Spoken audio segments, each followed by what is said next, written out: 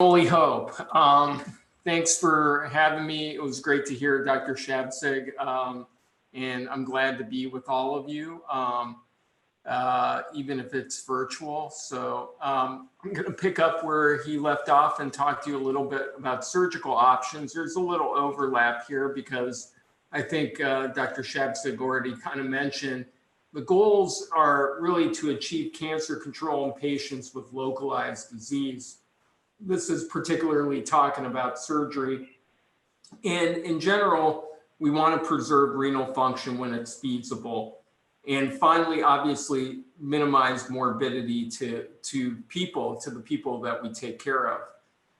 And really, selection of surgical intervention should be based on the extent of the disease, obviously, and grade and stage. And as Dr. Shabsig mentioned, staging is pretty difficult based off of the tools that we currently have. And obviously, the most important things are patient factor and goals.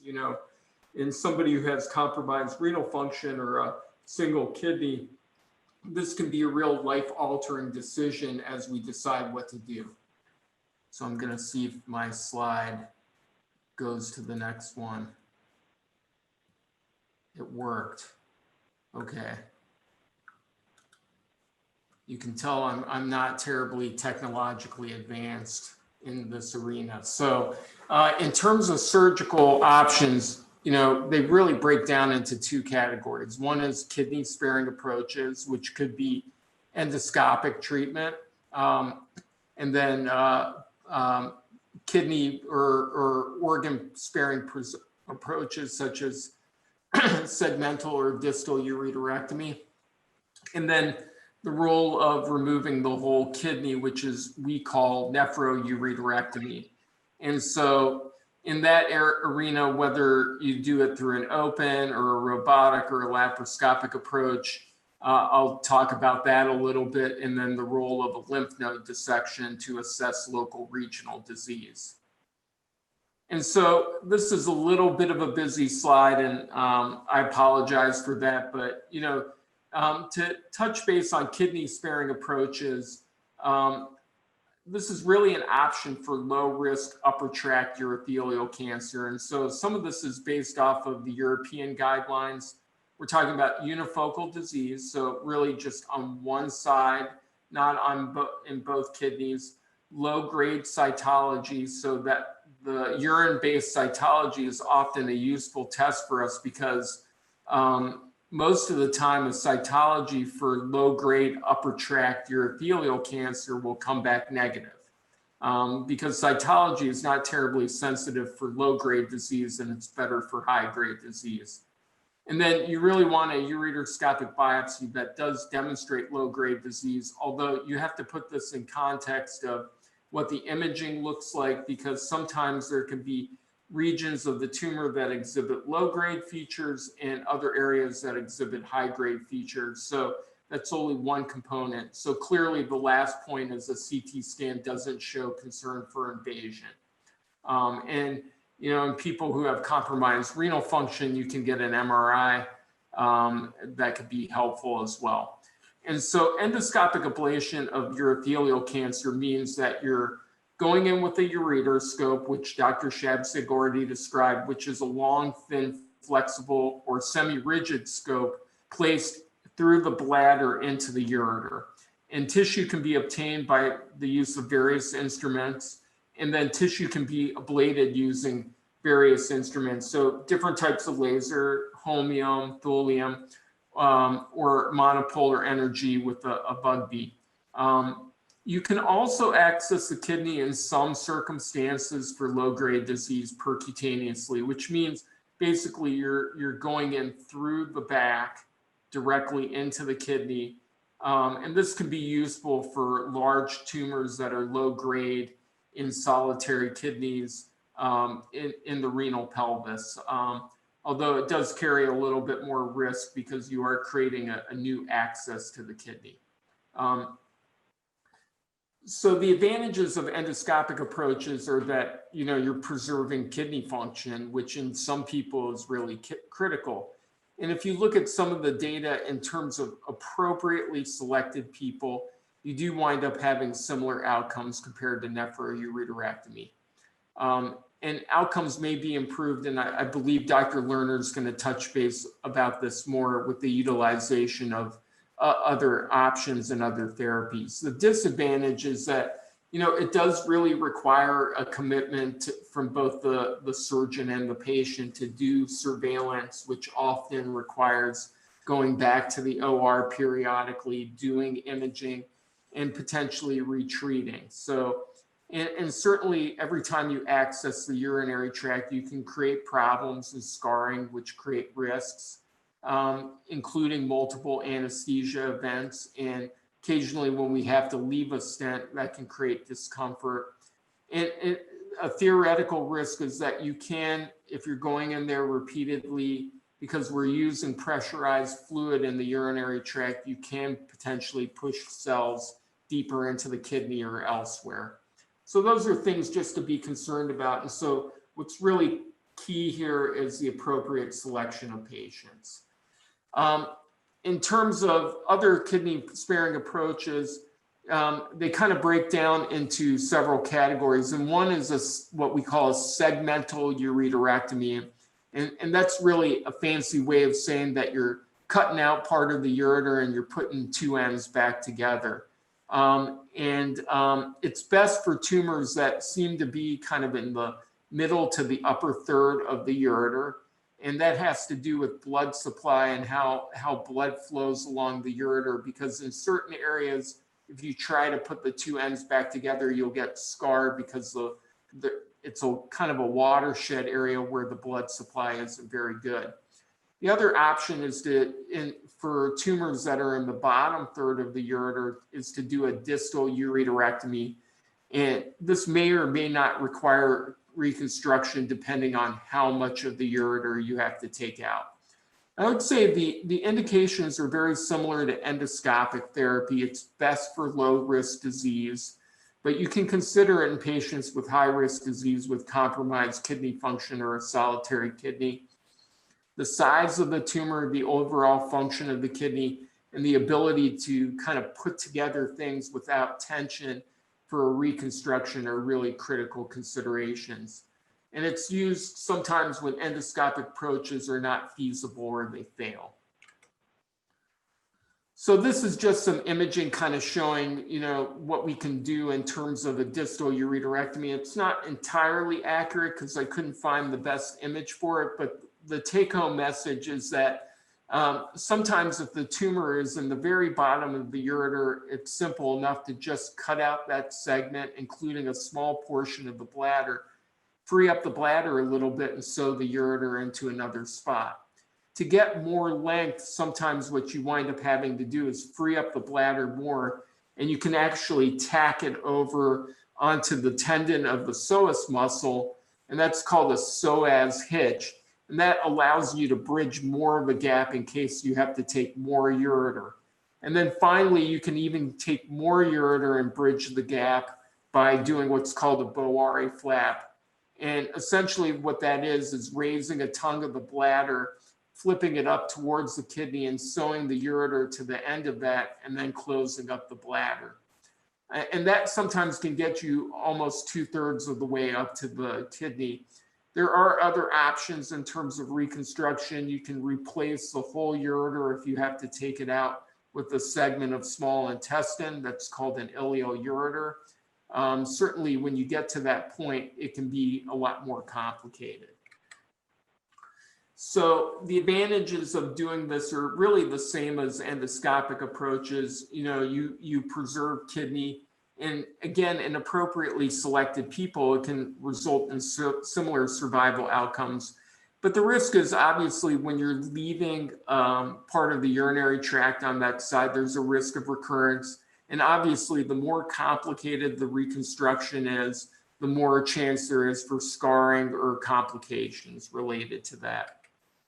So briefly, to talk about nephroureterectomy, it's essentially the removal of the kidney and the entire ureter, including a cuff of bladder around the opening of the ureter into the bladder. That may be performed open, laparoscopically, or robotically. what I tell patients is that you want to go with the approach. If you trust the surgeon, you go with the approach that that surgeon feels most comfortable with. Many people are doing these through minimally invasive approaches, but and they're again in appropriately selected patients. There's really not a lot of data that suggests that one performs better than the other. But if you trust your surgeon, you go with the approach that they're recommending. And level 1 evidence does support putting a single dose of chemotherapy into the bladder at the time that you're doing a nephroureterectomy. And the reason for that is to reduce the risk of bladder recurrence, which can be as high as 25 to 30%.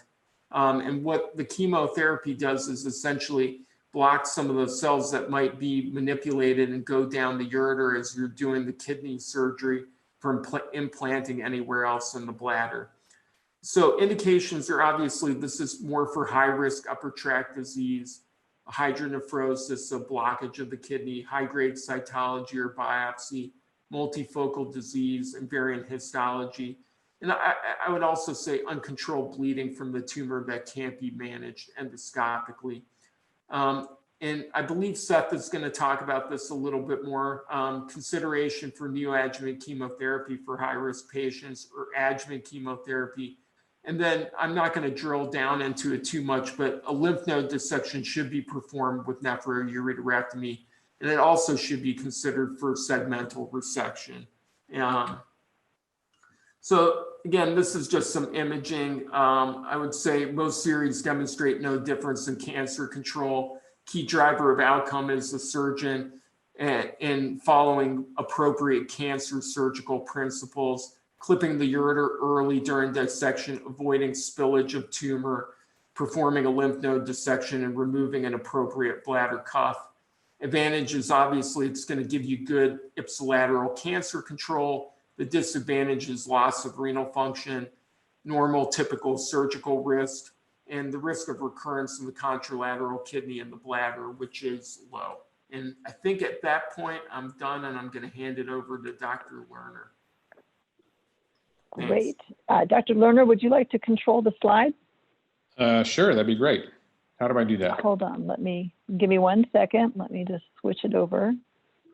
Okay, you should be able to control the slides. You can go backwards or forwards. Oh, great, okay. Thanks, everybody. So, start my timer.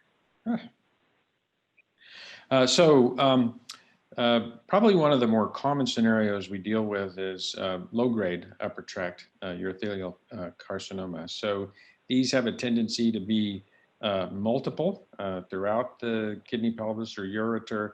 They're non-invasive, they're low-grade, so they're not a real threat to spread, but they oftentimes result in a requirement for removal of the kidney and ureter to control the disease. So recently, we completed a clinical trial with the company Urogen. I do have a conflict as both a consultant and I was scientific principal investigator of the trial that led to the FDA approval of a product called Jelmyto. So this is a combination of a reverse thermal gel, which you can see in the figure there.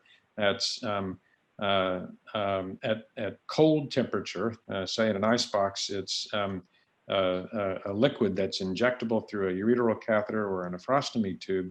And then at body temperature, it forms a semi-solid material that is combined with mitomycin C. And so what that does is it provides a very long exposure to a chemotherapy drug that we know is quite effective in low-grade disease of the lower urinary tract and solves a problem of drug retention in the kidney. In the bladder, we don't have a problem because you can store you can hold a volume in the bladder for 2 hours. You can't do that in the kidney because of gravity. This solves that problem. And it led to a 59% complete response rate of a measurable tumor in the kidney, somewhere between 5 and 15 millimeters. And it's the approval is for low-grade disease. Now, if this is not available or not possible to administer, other chemotherapy drugs, mitomycin by itself, gemcitabine, are also effective and can be administered, as you see in this graphic here, through a nephrostomy tube. So that's a tube that goes through the side directly into the kidney, or through a catheter that we put in from the bladder back into the kidney. And so we now have a new standard of care and a treatment option that for many patients may help them spare the kidney. Let's see, Stephanie, how do I don't see the advance down here. There it is, okay. This is a slide that I borrowed from Phil Parazzo from Hopkins for another program that we did, and I'm addressing high-grade disease now, again, non-invasive. So again, we have an option here, particularly in patients who have carcinoma in situ. So this is a flat high-grade lesion, very similar to what we see in the bladder.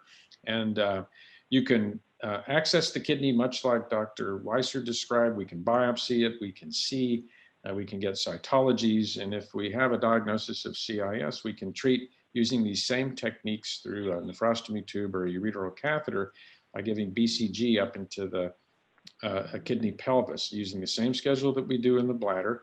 The problems are multiple, as you can imagine. BCG supply, we got to have BCG in order to do it. We have the issue of retention. There's no high level evidence really supporting this, but we do know that you can get initial complete response rates that are quite high for patients with CIS. There is, you have to be very, very careful in administering this into the upper urinary tract, because if BCG gets into the lymphatic or blood circulation, there have been really catastrophic complications associated with this, although not so much in more contemporary treatment, so contemporary time. So it's effective if it's available, and it's another option for our patients. Go back one, sorry. Stephanie, I can't quite, my pointer's not leveling on the advance. You want to go back one? There you go. Let me keep going. Okay, now if you'll forward it, I'll just have you advance. So okay. For high-grade invasive disease, we're presented with a similar issue that we have in muscle-invasive bladder cancer, where there's an increased risk of spread to the lymph nodes that drain the kidney, and then lung, liver, and bone. So microscopic or micrometastatic disease. And we have high-level evidence supporting the combination of chemotherapy plus surgery, removal of the bladder, for bladder cancer. We don't have the similar high-level evidence in the upper urinary tract, but we've extrapolated and to begin incorporating this and doing clinical trials to address the utility of giving chemotherapy either before or after, say, removal of the kidney and or ureter. There's a number of things that we can do to identify patients that are at high risk. So certainly a high-grade biopsy, a sessile, meaning a nodular tumor rather than a papillary tumor. And then we can use some of the findings on CT or MRI to give us a sense that this may be a more invasive cancer than we might perceive endoscopically or with ureteroscopy. The idea of giving chemotherapy first is that's when there's optimal kidney function, right? We've got two kidneys in place, and that's the time to give the chemotherapy up front. Complete response rates are not the same as what they are in the bladder. So we have in the bladder somewhere between 35 and 40% complete response rates. Most retrospective series have reported between 12 and 15, and depending upon the chemotherapy regimen, as high as maybe 1/3. But you don't see any complete response rate without chemotherapy, where you see this about 10 to 15% of the time in the bladder, because the surgeon's been able to remove the tumor with the transurethral resection. Next slide. So the guidelines actually do support the use of neoadjuvant chemotherapy for both renal pelvis and for ureteral cancers. So this is, again, the level of evidence isn't as high as it is in the bladder, but it's a recognition that we have a similar situation where the risk of occult or undetectable micrometastatic disease that ultimately will result in progression and potentially mortality from that. Next slide, please. And these are the regimens, same regimens that we use in the bladder, Dostans MVAC, which is a 4-drug combination, or the 2-drug combination of gemcitabine, cisplatin. So what about giving treatment after surgery? So let's say we did not give chemotherapy beforehand, but now we have evidence of a higher risk cancer. So high grade, invasive, potentially even positive lymph nodes. As Dr. Weizer indicated, we always do a lymph node dissection when we do a nephroureterectomy or a distal ureterectomy. And again, based upon the perceived benefit in muscle invasive bladder cancer, preferred now because we've got pathologic staging. We know exactly what the patient has and can risk stratify on that basis. And again, the level of evidence. Now, the EAU guidelines generally recommend nephroureterectomy followed by surveillance, but you can see from the NCCN guidelines, which are followed typically in the United States, the AUA, the American Urological Association, does not have guidelines for upper tract disease. Next slide. So the Pouc trial was conducted in the UK. And this was a randomized phase 3 trial of giving chemotherapy after nephroureterectomy. So, and you can see by the figures on the right that there was a clear benefit to the chemotherapy. That's in the red versus the blue that did not have chemotherapy. They did subgroup analysis, which is this box on the bottom left. And they saw a benefit both in cisplatin combination therapy, but not so much with carboplatin-based chemotherapy, but the study was not powered to address that question. So now we have high-level evidence supporting the use of chemotherapy after surgery for both patients who are platinum eligible and platinum ineligible. Okay, so that's a standard of care conducted by this trial in the UK. We're still very interested in conducting clinical trials, and I'll get to the next one. And Dr. Paul might speak to this during his talk. Next slide, please. I'm an advisor to QED, who has a drug called infigratinib, and it targets FGFR 1 through 3. And we know that FGFR alterations in upper tract disease can occur as often as, say, 40, 50, and even 60% of patients, whereas in the bladder, it's less frequent, maybe around 20 to 25%. Next slide, or just advance. You can advance to the next. So they did an early trial in advanced disease, metastatic disease, and showed in both first line and second line therapy, that's the Kaplan-Meier curve in the top right, that there was evidence of activity. And so they've now designed a trial that's being led by Monty Paul and Sia Danishman called Proof 302. The Society of Urologic Oncology Clinical Trials Consortium is playing a major role in this. And it's taking high-risk patients after nephroureterectomy that have an FGFR3 alteration and treating those patients with infigratinib, the targeted agent, or placebo. And so this may give us the potential for a new therapy for patients after this surgery. Next slide. I think that's a repeat, actually. Apologize for that. You can go to the next. And go ahead and just throw everything up here, because Ahmad mentioned about the unique situation with Lynch syndrome. I just want to speak to this. So this is a patient of mine that I've taken care of recently who had known Lynch syndrome. And actually, Dr. Mateen had done a nephroureterectomy on the other side 10 years ago. She presented to our hospital in renal failure, gross hematuria, obstructed left kidney, put a nephrostomy tube in. Ultimately, we're able to make the diagnosis of very large volume, high-grade disease. She had a positive node by PET CT and declined having a nephrectomy, which obviously would have put her on dialysis. So on the left, we see that one of the immunotherapy drugs that's approved in advanced bladder cancer, pembrolizumab, is approved for patients with unresectable or metastatic microsatellite instability, high or mismatch repair deficient solid tumors, essentially the hallmark of Lynch syndrome. And so we've had her on Pembro now for about a year and a half, and I've biopsied her twice, and she's got negative disease. So this is a unique situation for those patients. I think that's the last slide that I have.